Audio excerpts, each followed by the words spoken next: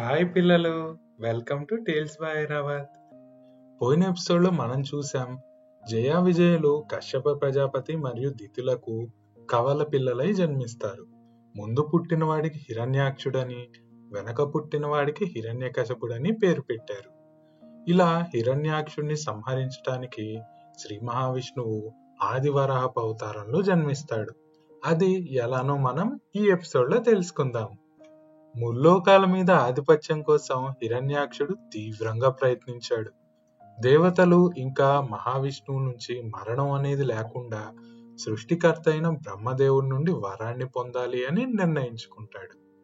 వెంటనే బ్రహ్మదేవుని మెప్పించటం కోసం ఘోరమైన తపస్సును ప్రారంభిస్తాడు హిరణ్యాక్షుడు. ఆ తపస్సుకి భంగం కలిగించాలని దేవతలు ఎన్నో ప్రయత్నాలు చేస్తారు, కానీ అవి ఫలించవు. కొన్ని వేల సంవత్సరాలు బ్రహ్మదేవుడి గురించి ఘోరమైన తపస్సు చేస్తాడు హిరణ్యాక్షుడు. ఇతని తపస్సుకి మెచ్చి బ్రహ్మదేవుడు ప్రత్యక్షమై ఏం వరం కావాలో కోరుకోమంటాడు. అప్పుడు తనకి మరణం లేకుండా వరాన్ని ప్రసాదించమని బ్రహ్మదేవుని అడుగుతాడు హిరణ్యాక్షుడు.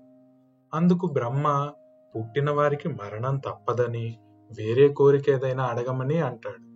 అప్పుడు హిరణ్యాక్షుడు తెలివిగా తనను ఏ దేవుడు, ఏ మానవుడు, ఇంకా ఏ మృగం కూడా చంపకుండా వరాన్ని ఇవ్వమని కోరుకుంటాడు.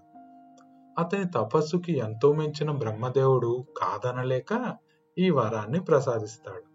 బ్రహ్మదేవుని వద్ద వరం పొందాను అనే గర్వంతో హిరణ్యాక్షుడు వెంటనే దేవతల మీద యుద్ధాన్ని ప్రకటిస్తాడు. దేవలోకమైన స్వర్గం నుండి దేవతలందరినీ యుద్ధంలో ఓడించి స్వర్గం నుండి తరిమేస్తాడు.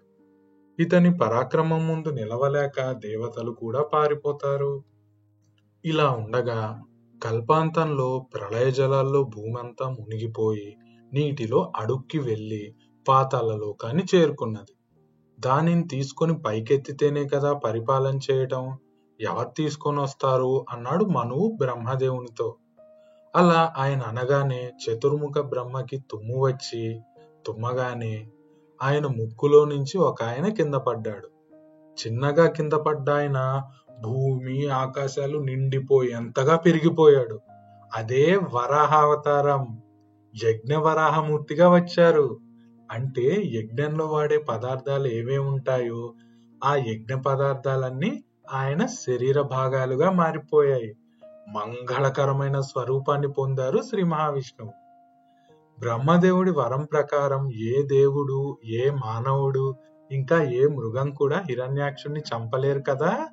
అందుకనే శ్రీ మహావిష్ణువు పంది తలతో మనిషి శరీరంతో కలిసి ఉండేలాగా వరాహ అవతారాన్ని ఎత్తుతారు. తర్వాత హిరణ్యాక్షుని ఎలా సంహరిస్తారో మనం నెక్స్ట్ ఎపిసోడ్ లో తెలుసుకుందాం. నెక్స్ట్ ఎపిసోడ్ చాలా బాగుంటుంది, తప్పకుండా చూడండి. ఇలాంటి మరిన్ని మంచి మంచి వీడియోల కోసం please like, share and subscribe our tales by Airavat. Bye పిల్లలు, టేక్ కేర్.